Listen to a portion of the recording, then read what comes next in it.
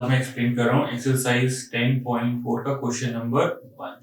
इसमें एक vector A given है और वेक्टर बी गिवन है और हमें फाइंड क्या करना है ए क्रॉस बी वेक्टर का मॉड मैग्नीट्यूड। तो हमको ये मालूम है कि ए क्रॉस बी वेक्टर हम फाइंड कर सकते हैं कैसे। डिटरमिनेंट में आई जे और के को ऐसे अरेंज करें और आई के साथ वेक्टर ए के कंपोनेंट्स को लिखे जाए तो क्या आएगा 1 माइनस 7 और 7 और बी के साथ कितना आएगा 3 माइनस 2 एंड इसको जब एक्सपैंड करेंगे तो हमारे पास क्या आएगा, देखिए आई कैप दिस इनटू दिस, तो -14 और माइनस माइनस प्लस 14 माइनस जे वेक्टर 2 माइनस 21 और प्लस के वेक्टर के कैप के साथ क्या आएगा -2 और प्लस 21 -2 प्लस 21। तो हमारे पास वेक्टर ए क्रॉस बी कैसे डिफाइंड है, आप उसे अगर हम ए क्रॉस बी कैलकुलेट करें, जैसे ए वेक्टर और बी की वेक्टर गिवन है और ए क्रॉस बी फाइंड करें तो उसकी जो न्यूमेरिकल वैल्यू आती है वो अगर हम डिटर्मिनेंट में आई जे के लिखें और वेक्टर ए के कंपोनेंट स्केलर और वेक्टर बी के कंपोनेंट लिख दिए जाएं और उनको सॉल्व करें तो दोनों एक्सप्रेशंस सेम आते हैं। अब ये तो जीरो हो गया, this is 2 minus 21 is 19 minus का तो 19 जे कैप और ये क्या हो जाएगा प्लस 19 के कैप। ये क्या है हमारे पास A cross B vector, A cross B vector का mod magnitude is equals to 19 I cap plus 19 K cap का मॉड। ये किसके इक्वल होगा under root 19 square plus 19 square. हमको मालूम है कि जब दो वेक्टर्स का मैग्नीट्यूड लेते हैं किसी वेक्टर के तो उसकी कोफिशिएंट का स्क्वायर होता है, बीच में सम का साइन आता है और अंडर रूट किया जाता है। इसको क्या लिख सकते हैं 19 स्क्वायर कॉमन हो गया इंटू 2 कर दो तो ये आ जाएगा 19 रूट 2। तो फर्स्ट क्वेश्चन में आंसर क्या आएगा ए क्रॉस बी का मैग्नीट्यूड 9। क्वेश्चन नंबर 2, हमें एक ऐसा वेक्टर फाइंड करना है which is perpendicular to the each of the vector a vector plus b vector a minus b vector। a vector हमको ये गिवन है और b वेक्टर हमको ये गिवन है। देखिए बहुत ही बेसिक सा फंडामेंटल इसमें अप्लाई होगा। अगर आपके पास एक वेक्टर यहाँ पर p है, दूसरा वेक्टर एक q है, तो एक ऐसा वेक्टर जो p के परपेंडिकुलर हो और q के परपेंडिकुलर भी हो तो वो इधर की डायरेक्शन में होगा, वो क्या होगा p vector cross q vector. तो इसका डायरेक्शन p q के डायरेक्शन के हमेशा परपेंडिकुलर होगा। डायरेक्शन इधर भी हो सकता है और डायरेक्शन पीछे भी हो सकता है। इट मींस अगर ये व्हाइट बोर्ड है तो व्हाइट बोर्ड के परपेंडिकुलर भी होगा और हो सकता है कि व्हाइट बोर्ड में डायरेक्शन बोर्ड के अंदर से जाए, इसलिए हम यहाँ प्लस माइनस साइन इंट्रोड्यूस कर देते हैं। प्लस अगर ये साइड पॉजिटिव आ रही है तो इसके पीछे जो साइड जाएगी वेक्टर की डायरेक्शन की वो निगेटिव होगी।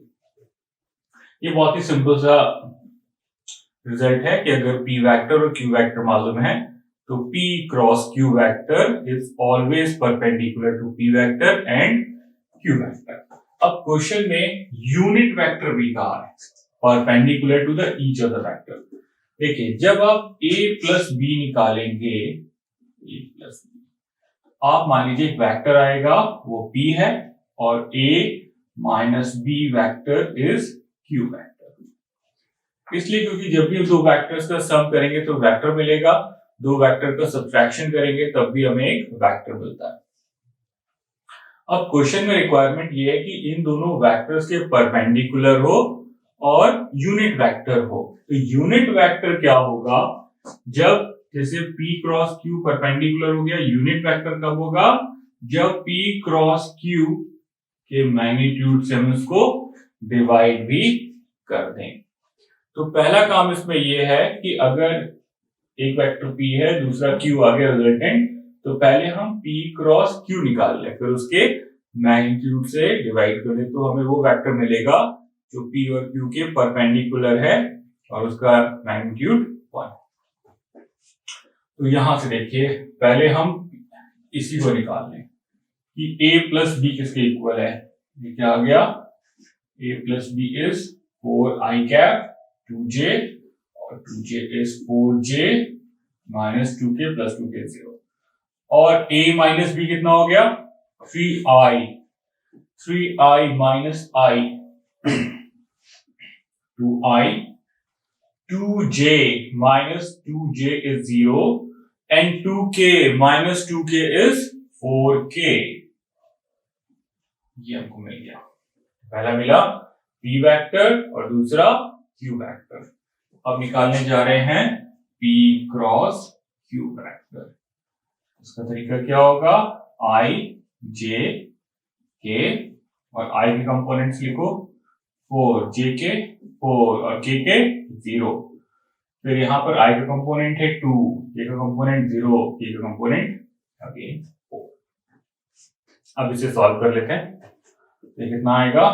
I cap this into this is 16 minus 0 minus J cap 16 फिर ये 0 और प्लस K कैप कितना होगा? 0 माइनस 8 माइनस 8। तो फाइनली हमें मिला 16i minus 16j minus 8k cap. ये है P क्रॉस Q। ये वेक्टर P के भी परपेंडिकुलर होगा और Q के भी। अब इसका मैग्नीट्यूड निकाल लें।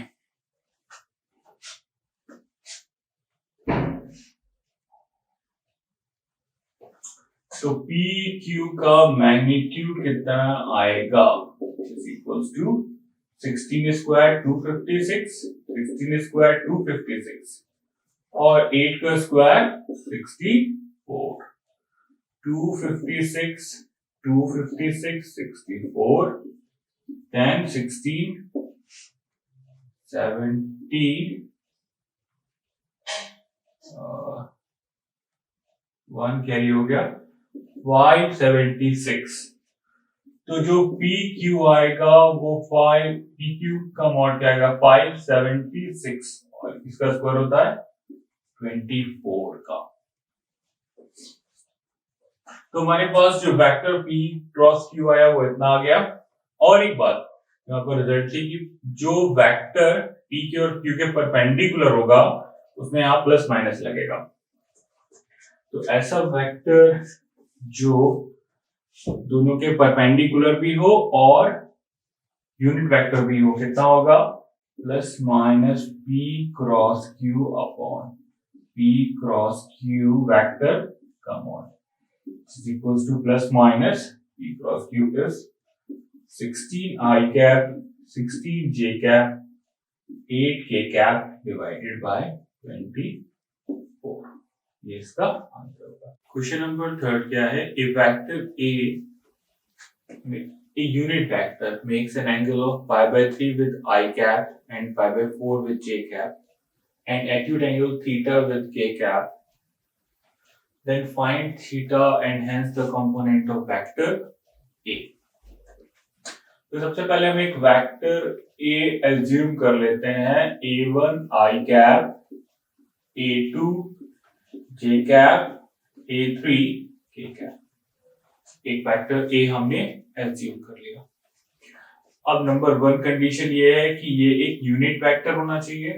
तो A वेक्टर का जो मैग्नीट्यूड है वो किसके इक्वल होगा? A1 square plus A2 square plus A3 square के, और इसकी वैल्यू 1 के इक्वल है। ये क्वेश्चन में गिवन है। अब जो A1 वेक्टर उसके कंपोनेंट्स हमको निकालने हैं। A1, A2, A3 की वैल्यू हमको चाहिए और एंगल थीटा चाहिए। एक्यूट एंगल थीटा जो कि के कैप के साथ बनेगा। तो पहले काम करते हैं कि a vector dot i vector is a vector का मैग्नीट्यूड आई का और उनके बीच में बनने वाला angle pi by 3। Pi by 3 का मतलब 60 डिग्री। अब ए वेक्टर का डॉट प्रोडक्ट आई कैप के साथ ए वेक्टर में क्या एज्यूम किया है, a1i a2j प्लस a3k। तो यहां पर देखो a1i a2j a3k cap dot I cap is equals to A vector unit vector है तो उसका मैग्नीट्यूड 1 होगा, I vector cap unit vector है इसका मैग्नीट्यूड भी 1 होगा। cos pi by 3 it means cos 60 degree sin 30 के बराबर 1 बाई 2 होगा। ये भी 1 हो गया, इसकी वैल्यू भी 1 हो गई। अब i डॉट आई करेंगे तो कितना आएगा a1, i डॉट j करेंगे तो इन दोनों के बीच में एंगल कितना बन जाएगा 90 डिग्री और cos 90 कितना होता है 0। तो ये भी 0 और ये भी 0, तो a1 की वैल्यू आ गई 1 बाई 2। ऐसे ही जब हम वेक्टर a का j के साथ डॉट प्रोडक्ट करेंगे तो एंगल कितना आएगा cos पाई बाई 4। तो a vector dot j vector is इसके इक्वल होगा a वेक्टर का मैग्नीट्यूड j वेक्टर का मैग्नीट्यूड cos पाई बाई 4। अब a डॉट j कितना होगा, देखो जब अगर यहां j रखेंगे तो a2 आएगा, क्योंकि जब हमने i रखा तो a1 आया, j रखेंगे तो j डॉट j 1 होगा, तो केवल a2 आएगा। a2 is equals to unit vector है 1, j भी यूनिट वेक्टर है 1, cos pi by 4 1 by root 2। तो a1 और a2 जो वेक्टर a के कंपोनेंट्स है वो सॉल्व हो गए। अब a3 हमको सॉल्व करना है। यहां से देखिए यूनिट वेक्टर गिवन है, इस रिजल्ट से हमें मिला a1 square a2 square a3 square is equals to 1। क्योंकि यूनिट वेक्टर है इसका मैग्नीट्यूड 1 होगा, तो यहां से a1 और a2 हमको मालूम है। a1 का स्क्वायर कितना होगा 1 बाई 2 का स्क्वायर 1 बाई 4, a2 का स्क्वायर a2 है कितना 1 बाई रूट 2 तो 1 बाई 2, a3 का स्क्वायर 1। अब a3 square is equals to 1 minus 1 by 4 plus 1 by 2, तो इसका आ जाएगा 4, तो यहां आएगा 4 minus 1 minus 2 which is 4 minus 3 1 by 4 आएगा। a3 का स्क्वायर, तो a3 हमारे पास कितना आ गया 1 by 4 का अंडर रूट, तो कितना आ गया 1 by 2। तो जो हमें वेक्टर चाहिए था उसके कंपोनेंट्स हमने निकाल लिए। अब हमें चाहिए एंगल थीटा जो के साथ बनेगा। तो यहां पर लिखेंगे a vector dot k vector is equals to a vector dot k vector किसके इक्वल होगा थीटा के लिए, a वेक्टर का मैग्नीट्यूड k का मैग्नीट्यूड cos थीटा। अब देखिए जब a डॉट k करेंगे तो क्या आएगा a3 और a3 की वैल्यू कितनी है 1 बाई 2, यहां आएगा a3 और इसका मैग्नीट्यूड 1 होगा, इसका मैग्नीट्यूड भी 1 होगा cos थीटा पर। a3 कितना है 1 बाई 2 cos थीटा, थीटा कितना आ गया 60 degree, theta is equals to 60 degree और पाई बाई 3। हमने थीटा भी निकाल लिया और वेक्टर के कंपोनेंट भी निकाल लिए। इसको ध्यान रखिएगा कि जब भी आप वेक्टर a एज्यूम करेंगे तो जब i के साथ जो प्रॉपर्टी लगी a1 आया, फिर वही हमने j के साथ ले लिया, वो यहाँ पर k के साथ ले लिया। इसको सॉल्व करके दिखाया नहीं है पर बहुत ही इजीली अंडरस्टूड है कि आप देख सकते हैं कि यहाँ पर रिजल्ट a डॉट k हमेशा ए डॉट के कैप A3 ही आएगा, जिसमें हमें शो करना है कि A minus B vector into A plus B vector is 2 times A cross B vector. देखिए इसको यहीं से शुरू करते हैं, मल्टीप्लाई करते हैं, और जब हम मल्टीप्लाई करेंगे दो वेक्टर्स का क्रॉस प्रोडक्ट तो ऑर्डर का ध्यान देना बहुत जरूरी है। जैसे आपने A क्रॉस A लिखा, ठीक है, आप फिर A क्रॉस B लिखेंगे, इसे आप B क्रॉस A नहीं लिखेंगे, बस एक ऑर्डर का ध्यान रखेंगे, बाकी रिजल्ट्स देखिए कैसे आएंगे। A cross A vector, this is A cross A vector, और plus A cross B vector, और जब इसका इससे इंटू करेंगे तो कितना आएगा, minus B vector cross A vector, तो minus B cross A vector, this into this is minus B cross B vector. देखिए जब भी हम दो वेक्टर्स के बीच का क्रॉस प्रोडक्ट लेते हैं तो आता है, जैसे यहाँ पर A vector cross B vector है, A वेक्टर का मॉड B वेक्टर का mod sine theta N cap. तो अगर दो वेक्टर्स पैरेलल हैं, जैसे A क्रॉस A है, ये दो वेक्टर्स सेम हैं, तो यहां पर उनके बीच में एंगल बनेगा 0, तो हमेशा सेम वेक्टर्स का क्रॉस प्रोडक्ट 0 आएगा, तो उनके बीच में एंगल क्या होगा, 0।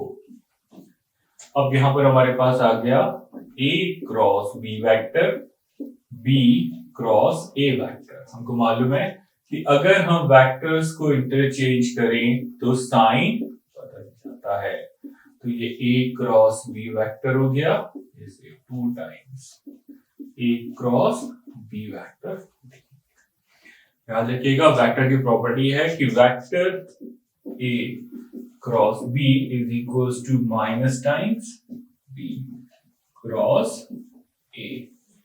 इस प्रॉपर्टी से हमने इन दोनों के बीच का साइन चेंज किया, वेक्टर्स को ऑर्डर को चेंज कर दिया। क्वेश्चन नंबर 5 में हमको लैम्डा और म्यू की वैल्यू फाइंड करनी है, जबकि दो वेक्टर्स का क्रॉस प्रोडक्ट हमको गिवन है कि इक्वल्स टू 0 है। तो दो वेक्टर्स का क्रॉस प्रोडक्ट कैसे डिफाइंड है, आप इसे मान लो जैसे वेक्टर P है, ये वेक्टर Q है, ये मैं मान लिया वेक्टर P है, और ये पूरा वेक्टर Q है, तो P cross Q is equals to I cap J cap K cap, और I के कंपोनेंट्स क्या हो गए इसमें 2, और J के 6, और K के 27, और यहां पर कितना आएगा, I का कंपोनेंट कितना है 1, J का लैम्डा और K का म्यू, और क्वेश्चन के अकॉर्डिंग इसकी वैल्यू किसके इक्वल है 0 के, तो हमें अब लैम्डा और म्यू की वैल्यू सॉल्व करनी है। देखिए डिटरमिनेंट की तरह एक्सपैंड करेंगे तो 6 म्यू माइनस 27 लैम्डा, ये आएगा I माइनस J, तो ये आएगा 2 mu minus 27 plus K cap करेंगे तो कितना आएगा, इसको उधर लिख देते हैं, प्लस K कैप 2 म्यू नहीं 2 लैम्डा माइनस 6, यह है एक्सपेंशन। अब ये क्वेश्चन के अकॉर्डिंग इक्वल्स टू 0 है, 0 का मतलब है 0 इंटू आई कैप प्लस 0 इंटू जे कैप प्लस 0 इंटू के। तो आई जे के जो कोफिशिएंट्स होंगे वो सब 0 के इक्वल होंगे, तो यहां से देखिए पहले वाली आई के कोफिशिएंट को अगर हम 0 करेंगे तो यहां से लैम्डा म्यू में एक रिलेशन मिलेगा, वैल्यू नहीं मिल रही, और रिक्वायरमेंट किसकी है, वैल्यू की। तो सेकंड पर आते हैं, तो यहां पर क्या लिखेंगे 2 mu minus 27 is equals to 0, mu is equals to 27/2। अब यहां से k का कोफिशिएंट भी 0 होगा, क्योंकि वेक्टर तभी 0 होगा जब i jk के कोफिशिएंट अलग अलग 0 के इक्वल हो। तो 2 lambda minus 6 is equals to 0, lambda is equals to 3, तो लैम्डा की वैल्यू आ गई 3 और म्यू की वैल्यू 20।